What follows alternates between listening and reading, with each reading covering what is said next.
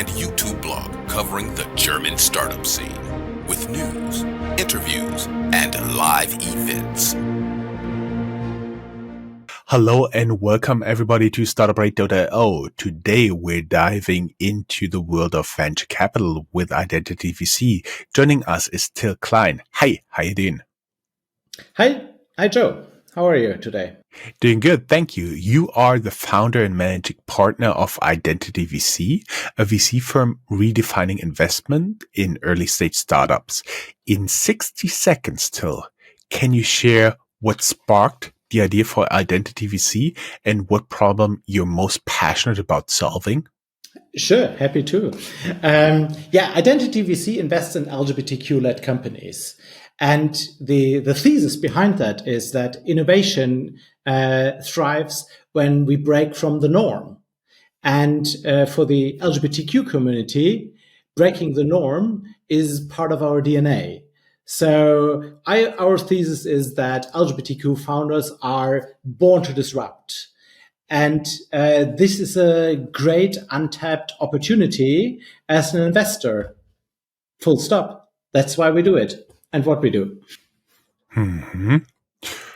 For our listeners, what's the biggest challenge you think early startups face when securing funding? Let us know in the comments down here.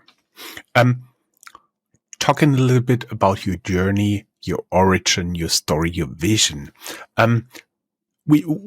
Before we got into the recording, we talked, you already had a successful career before founding Identity VC, working, for example, with BCG. What was the catalyst that led you to launch this venture fund? Yeah, it's kind of, you need to go back to, I wanted to work for a bank. When I was at university, I wanted to work for a bank. But I finished university in 2022. There was no jobs available in banks. So that's how I ended up with BCG. I never regretted it, and I had a good time, and I stayed there for more than 12 years. But I've always focused on financial services. And at some point when left and right, the fintech wave started, I saw my clients doing nothing and got a bit frustrated. And so that triggered me to start my own company, fintech company. And so that's also how I met my now co-founder, Jochen. He is a family office investor out of Berlin.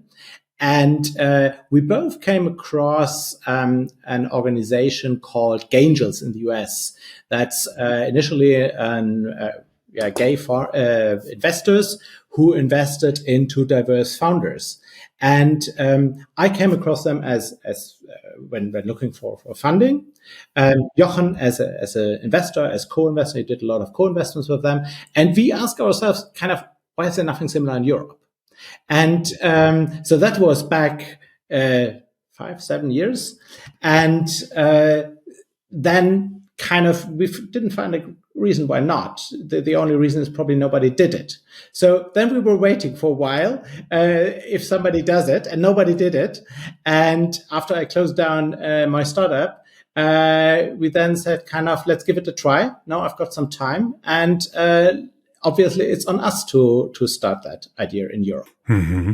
Mm-hmm.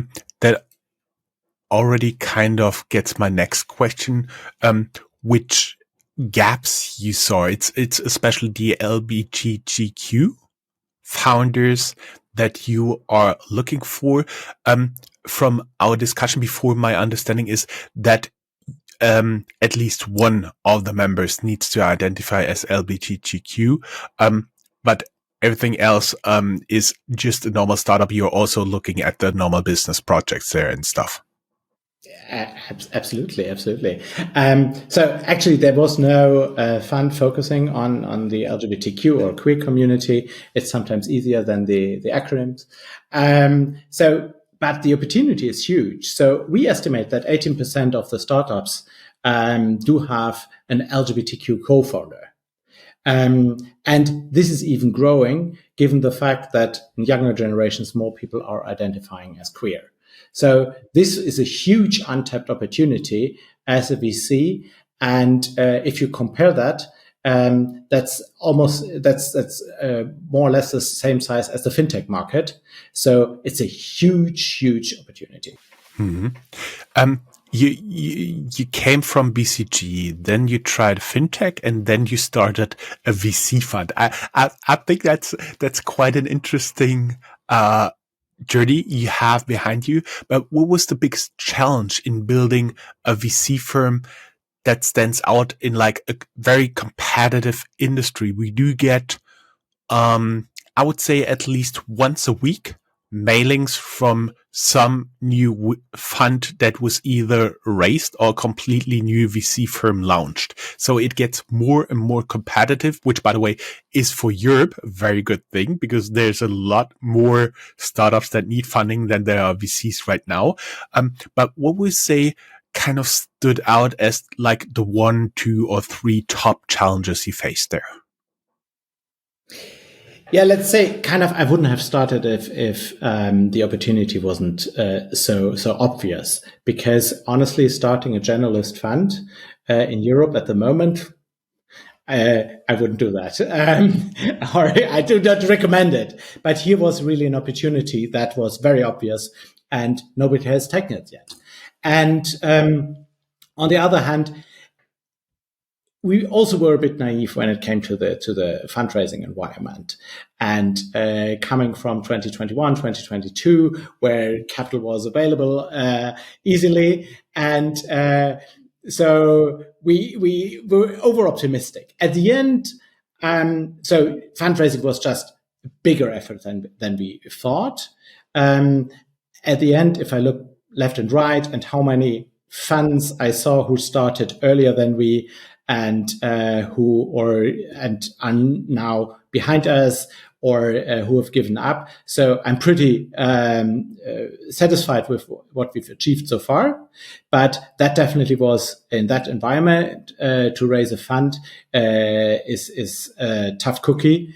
Coming all with what comes with a fund. So it's kind of, you need to build the organization, you need to build the network, and all that comes, and all that without having any income. That's also kind of, that's a big structural problem for VC, and that prevents a lot of, let's say, uncommon people to get into VCs, because at the end you need to be able to afford it. And because fundraising takes 2 years, and there's during those 2 years there's no income but a lot of costs.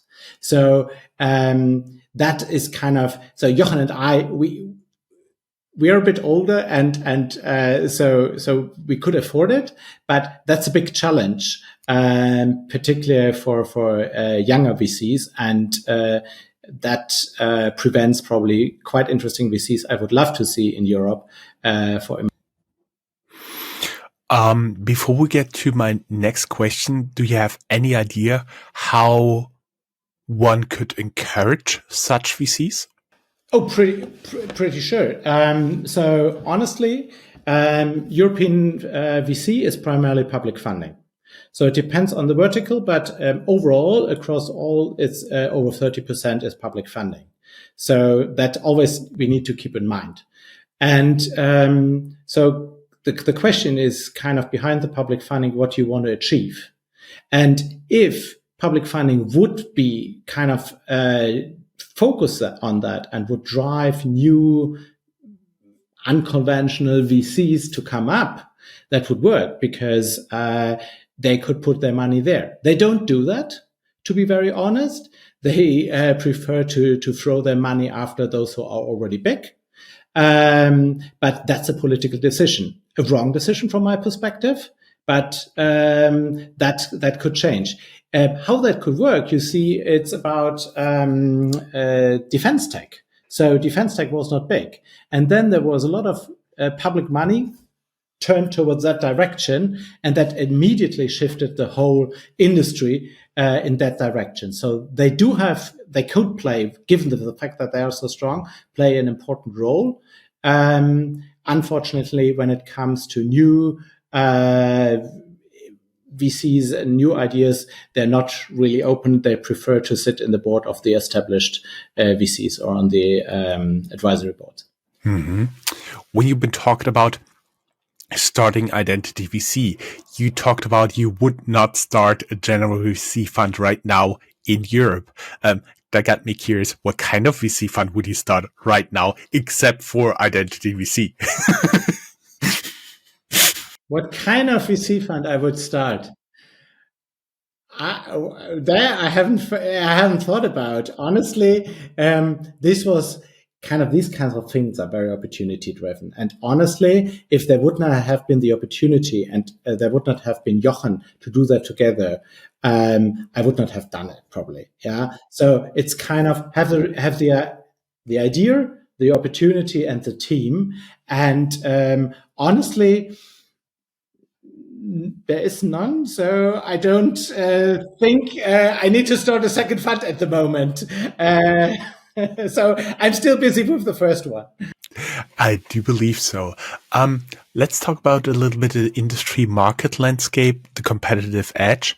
You are described as investing in startups with a strong market fit and unique identity. What defines a strong identity in a startup? A strong why, a strong mission. Why are you doing this? What's the mission? And founders who really know they want to change something, they want to build something, except from getting rich, which is not, from my perspective, a very strong mission, at least in terms of pushing a startup through. We've been talking about your main investment focus, but there are also, of course, different industry, different trends. Think about like all the things we've seen in the past, e-commerce, fintech, quick delivery, drones, and so on and so forth. How does Identity VC position itself in this evolving landscape? Are you looking on a deal by deal basis, or are you already seeing what could be the next trend, what could be the next interesting wave of startups? Lots of buzzwords, which is very that characterizes the VC industry. There's lots of trends and fashions, and then everybody is chasing that. So typically the most VCs are not very good in risk taking and taking new opportunities, which doesn't make any sense because that's the job of VC. But I've never understood. So you want to go for the stuff others don't look at. And honestly, if you look at the history of VC, that's also how big VC firms grew, because they took a decision that was against the market.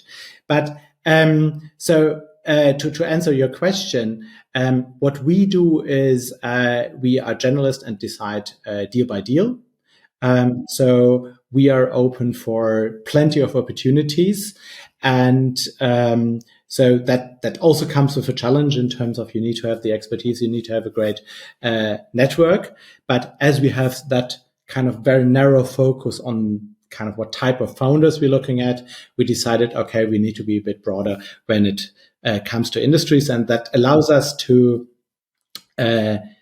see very, very interesting stuff, particularly for a guy who has a banking background, which is like very boring, very kind of always the same, a very simple industry.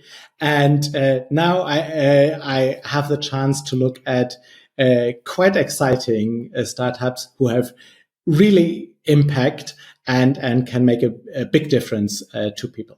Mm-hmm. You guys are investing in early stage startups. What would you say is, especially from the side of the founders, the biggest misconception about early stage VC investments? It's one thing that jumps to my mind is when they ask me to sign an NDA, which is like, and that shows there's no lake of ideas, and an idea is worth nothing. Mm-hmm. It's all about the execution. I've seen so many ideas that never happened. And this is quite often you see that from unexperienced founders. They come and say, can you sign an idea? And this is honestly, we're just talking about a brainchild, and there's nothing. If you are not able to execute on that, it's worth nothing. So this doesn't make any sense. So they learn that very fast, because no VC would ever sign an NDA at that stage. But it always gives me a smile when they come up and say, can you sign an NDA? It's like, no, I was the same when I started my startup, and you are an unexperienced founder. I did exactly the same. I see. So we're all learning. Hopefully, a lot of future founders listen to this episode and already learn from the mistakes of others. Um, I want you to close your eyes and imagine something. Imagine Identity VC has backed the next generation of unicorns. What key industry shifts would have made this possible? I would say it's clearly AI at the moment. It's kind of not industry specific that will impact across industry. That's really like having even a broader impact than internet had 30 years ago or 25 years ago. So, no, 30 years. So, shit. That reminds me how old I am. But this will have such an impact on so many industries, starting from financial industry, health, but production. This will be very fundamental, and we are just at the beginning. Actually, about being older, just a friend of my wife, she has a girlfriend and the kids are teenagers, and I told them I'm older than Google, and they said, no way. And I said, yes way. That is really old. Till, we will be back for our audience with your investment thesis and startup selection deep dive after a short ad break.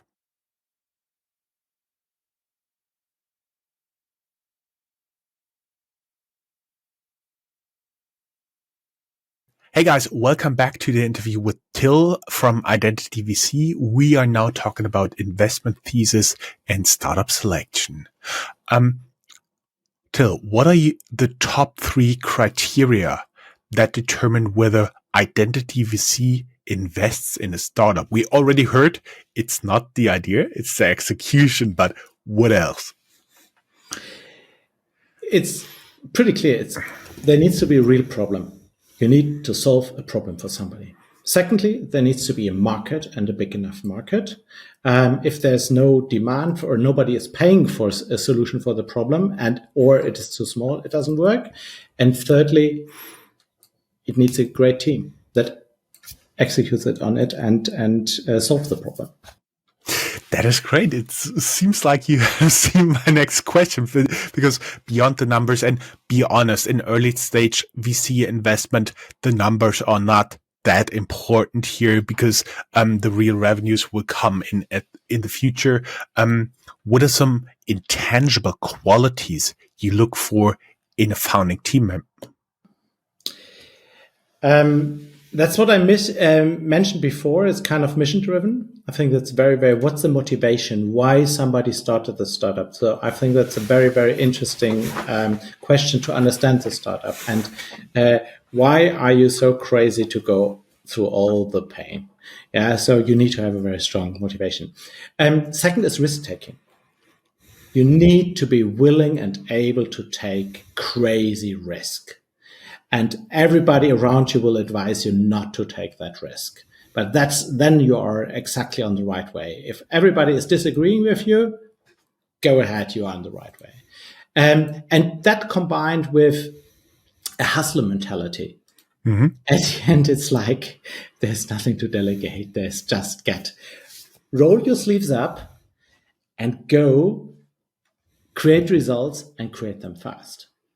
By the way, mission driven, that made me smile, because being rich quickly is not a mission here. It is, honestly, that drives some founders. Yes, it does. This is not a company I would invest in. Yeah, so the getting rich is all good. And honestly, we're not good in Europe. So that's kind of, for all the pain and all the risk you take, there needs to be a proper reward. And that's a big problem in Europe, that the reward, particularly not only for the founder, but kind of for the management team, is not enough. But it should be not to build. That's not enough to build a great company and to solve a real problem. Mm-hmm. I was smiling because I found when you have somebody in the team who wants to get rich quick. He or she takes the earliest possible exit, doing semi-retirement or something. That is not the people who really want to build a unicorn to the end. How do you balance investing in visionary founders versus proven traction? I don't balance. 100% vision. Okay. What role we talked about this before. You and your team obviously, like I do, use AI. And what role does AI play in your investment decision-making process? Do you leverage AI to analyze deal flow or market trends? It would be a lie if we don't. Can we do more? Honestly, we can do more systematically, more do kind of the routine task. So kind of what in previous times an intern did or so, that's all stuff that you can do, or an assistant that you can do with AI. At the end, AI is not yet there that it can take an investment decision from my perspective, because AI can do a lot, but it's not intelligent yet. And I always have the discussion with the team to say kind of, this is all good market research. But honestly, to nail that to the point and draw a conclusion, a business and really an investment decision, this is missing. And this is what you cannot yet get out of AI. And that's where the human factor comes in. I was smiling when you talked about the intern, because if you can describe a to-do in a way that an intern would get it, you can also delegate it to an AI. That's a very, very good point. And honestly, I see that, and I've experienced that so often, that you get something and you think, what the fuck is that? And then you just have to hold your own nose and think, shit, this is what the briefing I gave. I gave no briefing, so bullshit in, bullshit out. And that's exactly what's happening in much faster pace. So you get more faster feedback, but that also happens if you don't give proper briefing to your team, and the more junior they are, you get non-optimal results. Yeah. Mm-hmm. I see. Let's talk a little bit about business model and growth strategy here.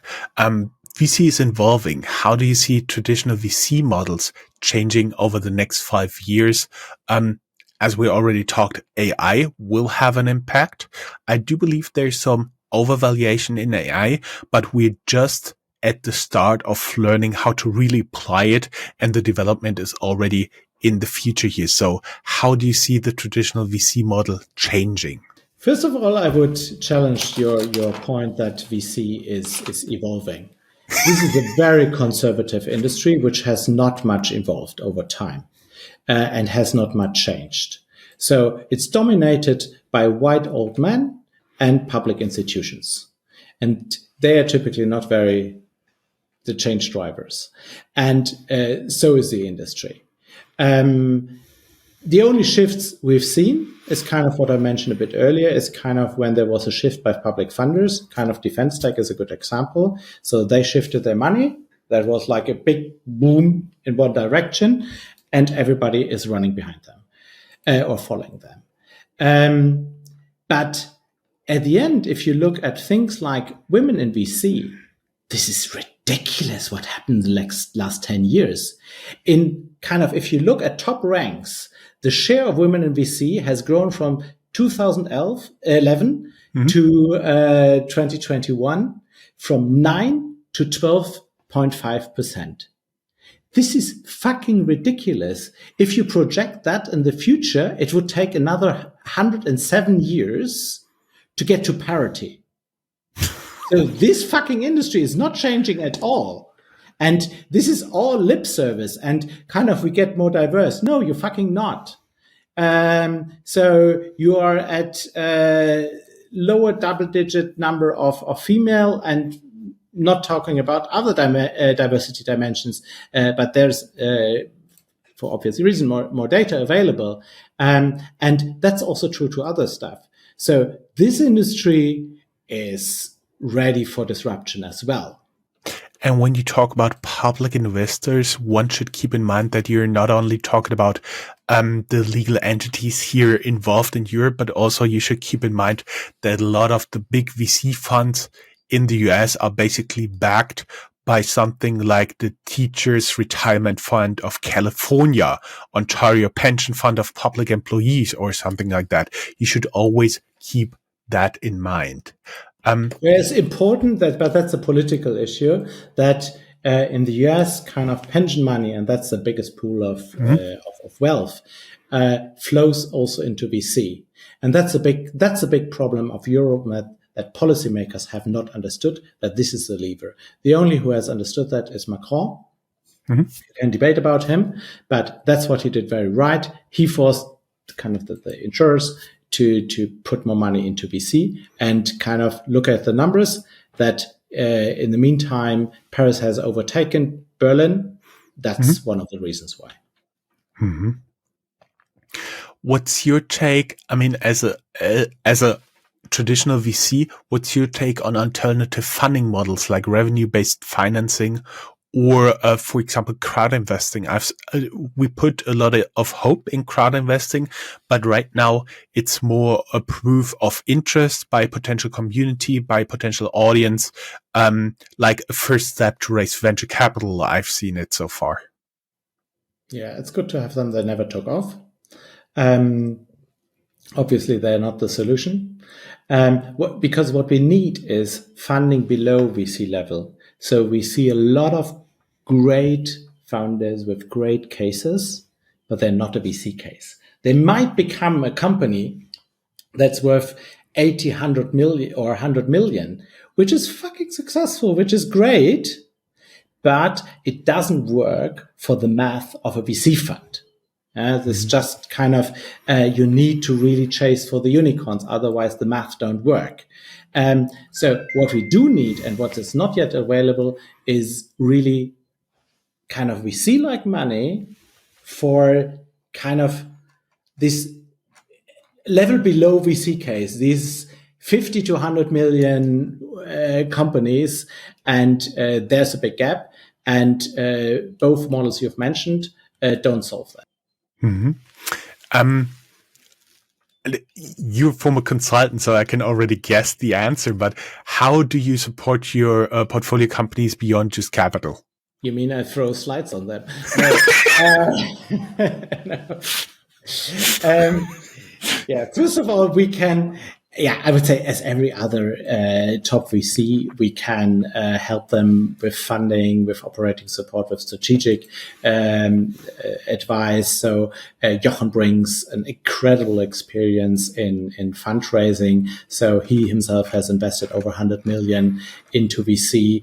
At the same time, he's an LP in over 20 funds in the US and in the EU. So he has top connections, and something that is not so common also into the family office world, which is very difficult to get in for founders. Mari has very good operating experience. So she was a growth operator, scaled a company over a double digit in ARR. You mentioned I have a consulting background and was a founder.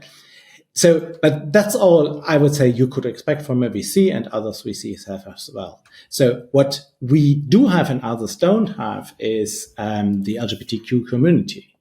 And so our intention is to help our founders to make the community their unfair advantage. And this is a super interesting community because it's huge. It's across borders. It's across hierarchies. And it's across functional silos. So this is a great, great network, which most owners have not yet properly leveraged. And to get access to experts, to mentors, to corporates. We have in end of February, we have an event in Amsterdam. I'm super curious how that will work, kind of connecting LGBTQ founders with companies, with the pride networks and the companies. And which is great because typically a company is a black box for a founder and very difficult to get into this huge black box. But The Tribe network in a company could give you a great network already in the company that might not exactly the right person who's in charge of what you need, but they're very open to help you, to guide you through the organization. And this is a huge opportunity. And our intention is, or our mission is also to open that up for our portfolio companies, but also beyond. I see. To our listeners, if you were a startup founder, what would be the biggest challenge in raising VC funding? Let us know. To you, what do you think is the biggest challenge of startups they face when scaling? Meaning they have the first investment, they have the first product, and then they want to go big, they want to scale. What is usually the biggest challenge they face, and how do you help them? It's a very different thing if you're an early stage startup and you are kind of a bunch of friends, a team, and you do something together, and it's super easy because you just need to turn around and you speak to another department. Building an organization, recruiting, building an organization, building a culture, that's a big challenge, and that's a complete different animal. And that's something you need to be able to. You also need to like. So, for example, I know that's not my kind of thing. That's consulting doesn't work like that. Also, VC doesn't work like that. So I like to have high-speed, small teams where everybody kind of is in charge. But to really scale, you need to build structures. You need to build processes. You need to build a culture that makes these structures work as you want that. So that's a big challenge. What we can do is we can be a sparring partner. That's the thing. And this is anyway kind of how I see also value creation to founders. They need to come to us. I don't want to obstruct help. So they need to come to us, and happy to give my opinion. I've seen a lot of large organizations. Jochen has seen a lot of startups also growing exactly, and he has exited large startups. So he has seen what challenge these are, and I would say it's worthwhile talking to us about it. I see. Let us go a little bit into fundraising and financial sustainability, especially for the startups. You've worked closely with early stage startups. What's a common mistake founders make when pitching a VC? So it's quite often, or sometimes you have to be too creative when it comes to their pitch deck. It's like the pitch deck is something that you want to look for. You look for a certain set of information to do your first screening. Don't be creative. Just have the information I'm looking for. If it takes me too long to look for the information, and if I'm not able to understand the product, the market, it's super simple in a few minutes, then this is not good sign. That does not mean it needs to be professional, and also to get across kind of your branding and the shape. That's kind of, I'm able to do that. But sometimes too tactical, too creative decks, just do your homework. And that's because the first step is very technical in VC. We see 10, 20 decks per week. So screening it, you look for certain information, you take a decision. Do we want to talk to that team, or don't we want to talk to that team? If it takes us too long to figure that out, it's a default no. I see. You've been talking basically about keeping your first pitch deck boring. But what was a stand-up pitch you've received that really struck you? So far, none. I've seen good pitches, yeah. So, but there was not I'm still waiting for the real moonshot pitch that blows me away. They were all like better or worse, but there was none that's like completely throw me away. Great. We'll be back with team and leadership after a short ad break.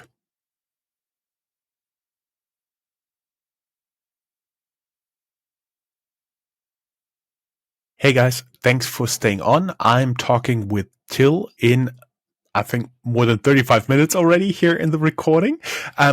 We are talking about now, Till from Identity VC, I have to say, and we're talking now about team and leadership.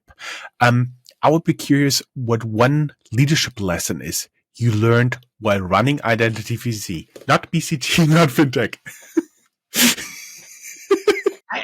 I'm probably the wrong person to ask. I'm a really bad leader. So if you know this LinkedIn things, kind of good and bad leadership, and then there's this bad leadership. That's all me.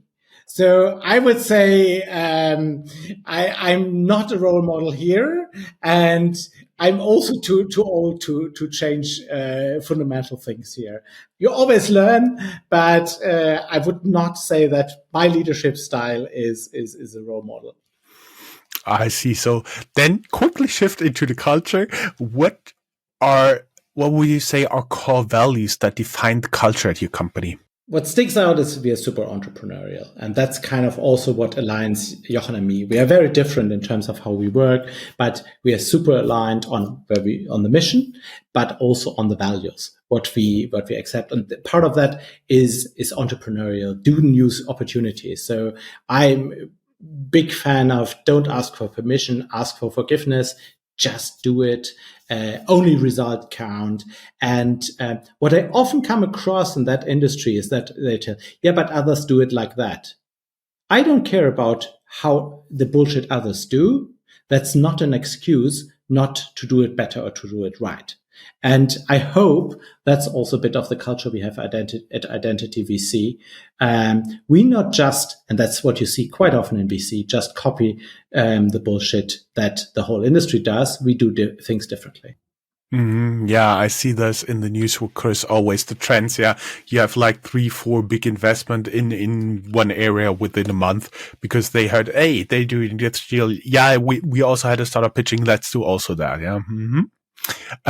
We've been talking before about the leadership and the team, and how do you assess whether a founding team is resilient enough to navigate the startup challenges?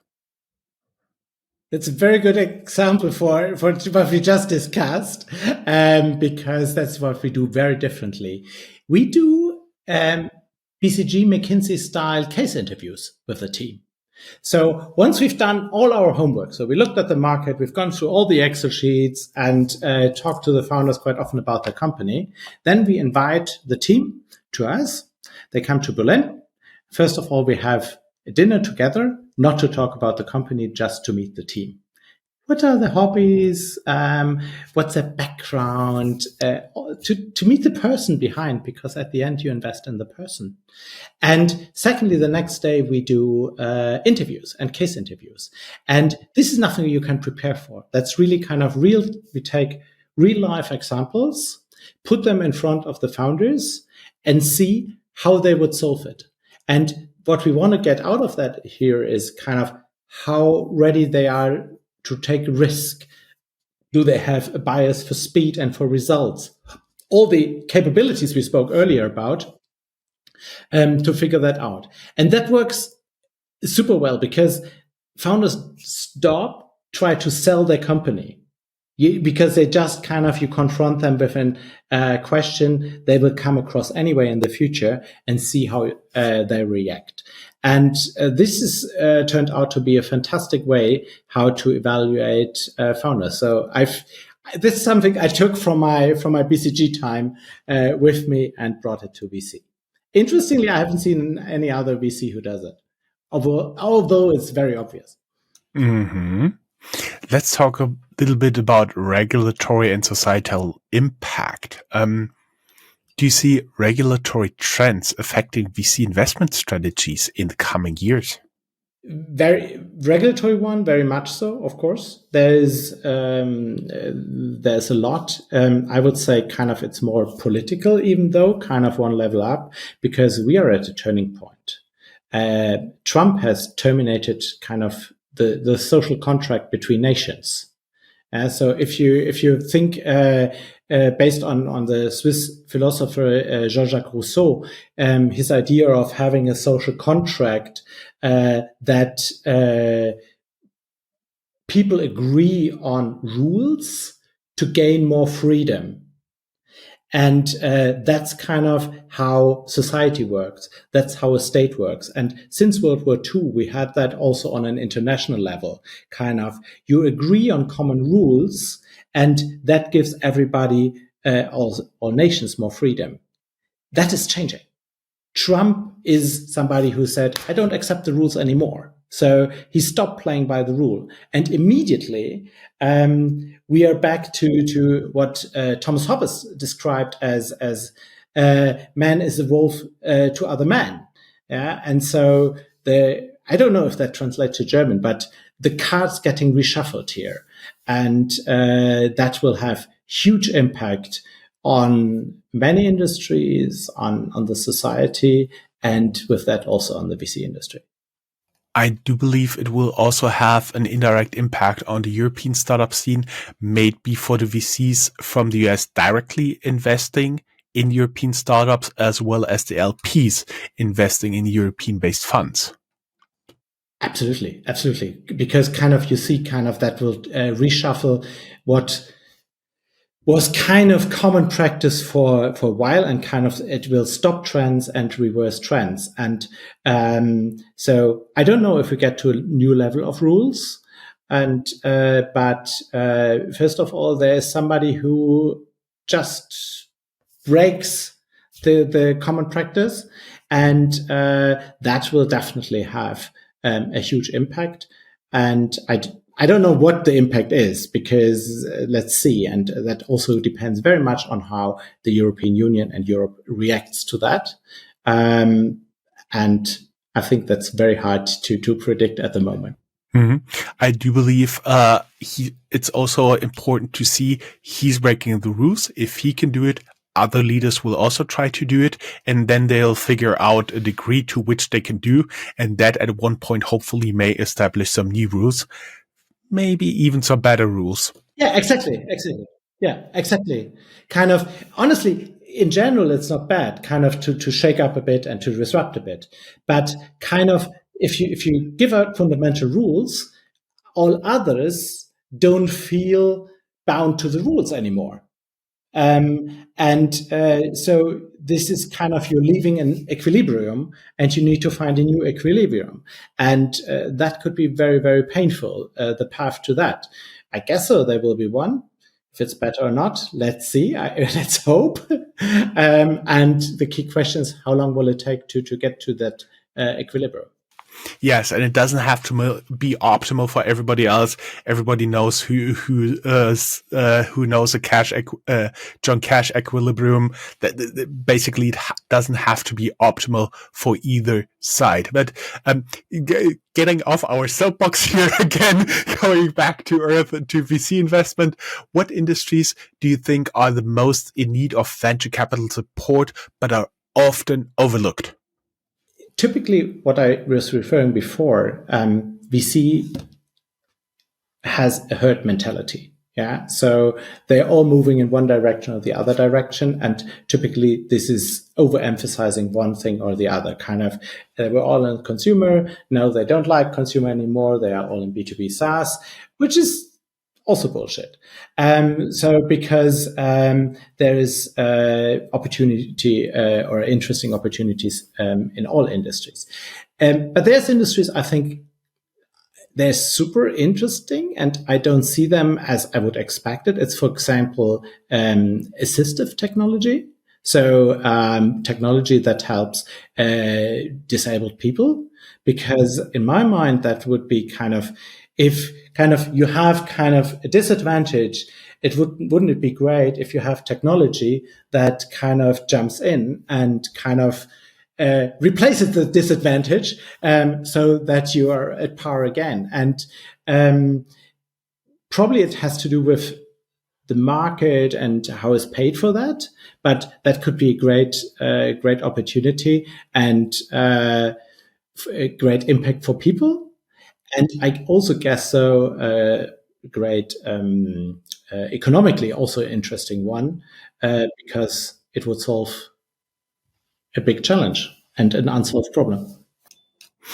Talking about problems here, I'm sure you encountered a lot of them in the past and you learned some lessons from this as well.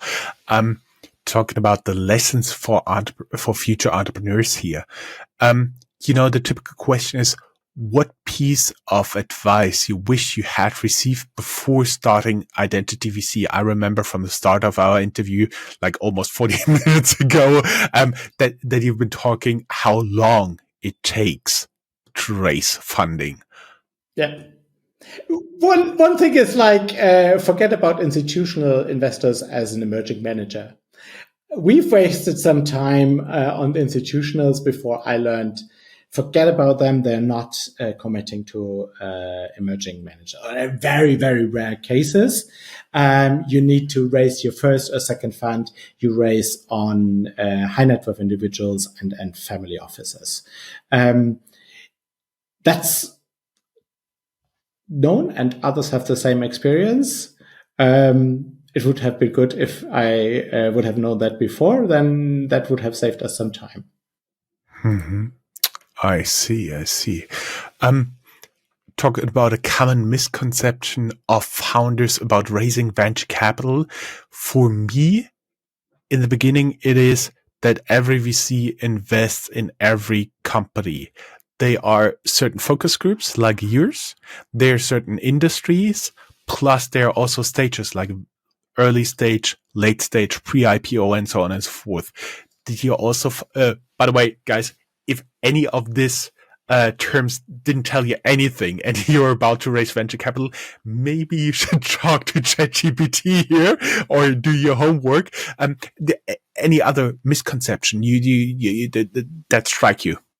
First of all, adding to the homework, before you contact the VC, go to the webpage and check what they do. Yeah. So sometimes it's like crazy that people do not do the 3-second check. And what do they do? What do they invest in? And everybody has it on the website, and then they contact you. That's a waste of time for both of us. In terms of misconception, I would say it's a distribution of power. Many startups, or most startups, feel the VCs have much more power, and they completely underestimate how big the challenge for VCs is also to allocate their money and to deploy their money. And so this is much more at eye level than many founders think. And VCs are desperately looking for investment opportunities, and they have to do a lot to find good companies. And if you don't get money from a VC, or if you from many VCs, I would you need to rethink your business model or the way you present it. It's not the lack of capital. There's more capital than is needed out there. So be aware that VCs also need to pitch you and want to. If you don't get money, don't use that as an excuse. Then maybe you obviously did something wrong, or something is wrong with your model, or you cannot get that across. Or all VCs are wrong, which I would also could be. That also happens. But first I would look what I can rethink my business model or the way I present before I would assume that all VCs are wrong. What's the hottest tip for a first-time founder about securing their first VC check? What would they need as advice? Be more relaxed, be aware of the imbalance of power you just described. Yeah, that's more the attitude, how you go into it. But at the end is what you optimize for. I did the mistake brutally. Don't optimize for valuation, optimize for personal fit. It's this is a one-night stand you cannot get out of. This is a marriage for 10 years, and they are on your cap table. So really, really also do your due diligence and think about, can I work with this typically it's a person who represents the firm and kind of is a direct contact over that firm for the next 5, 6, 7, 8 years. And always keep in mind this one TechCrunch article that I have in mind, which kind of emphasizes a very important point. More startups have been killed by the investors than actually their competition. Interesting point of view. I haven't thought about that. I don't know that article, but it resonates. Yeah. Yeah, it resonates. Now let's go into the closing and looking a little bit ahead, the future of Identity VC. What is your long-term vision for the company? It's clearly being the European leader in LGBTQ and diversity funding. That's one dimension. The other dimension is to create and be the catalyst for a strong European LGBTQ startup community. That's not there. It's a little bit in the UK. We have that. We see that, how that could work in the US. There's organizations like Angels, like Startup. In Europe, there's still a lot of room to really integrate founders, investors across Europe. Mm-hmm. What are you most excited about the next 12 months, except the publication of this interview? Along the different dimensions. So this year we have around 8 more new investments we want to make. So this is very exciting and a lot of work, but this is always great to invest and have a new company in the portfolio. So also founders, if you're looking for LGBTQ founders, if you're looking for capital, contact us. Then secondly is we want to do the final closing of the fund in the foreseen future. And we have a lot of things on the agenda around the community and what we want to achieve and what we want to do. So this was the very short version and just the highlights. So we have a very long list, probably more than we can do, but if we achieve part of it, that would be great. Awesome. Last final questions. How can people reach you? We'll link down here in the show notes your LinkedIn profile. Is this a good way to make a first contact? LinkedIn, email. Honestly, I'm not a friend of asking for warm intros. This is kind of a big problem of the industry. Kind of that shows we only want to invest in the friends of my friends. And that's one reason why this industry is not so diverse.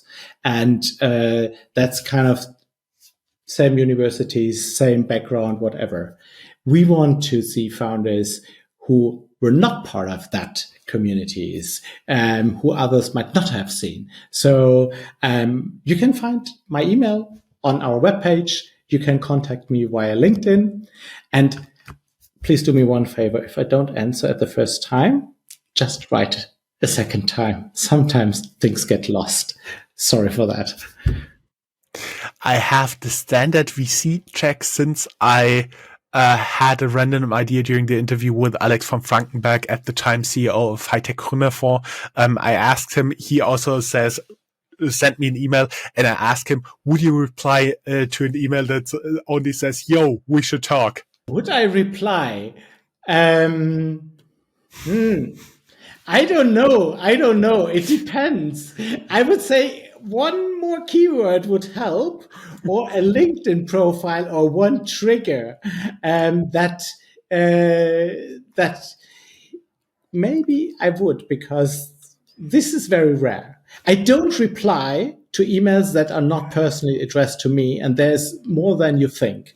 This is hi, comma, blah, blah, blah. And you can see that was a mass email. This one is immediately delete. Mm-hmm. I see. Also, that would be a good way for people looking to work with Identity VC as part of your staff. Best thing is follow us on LinkedIn. That's anyway a good recommendation. Then you're up to date with we invest in, what events we do. We do a lot of community events. So we have upcoming events across Europe, and also job posts. So I would say that's probably the best thing. Follow us on LinkedIn. Great. Till, that has been a fantastic conversation. I loved it. Thank you very much. And to our listeners, what's a question you would like to ask Till about venture capital? Drop your questions down here in the show notes. Till, thank you very much. It was a pleasure. Thank you. Pleasure was mine. Thanks for having me. And talk soon. Talk soon. Bye-bye. Bye.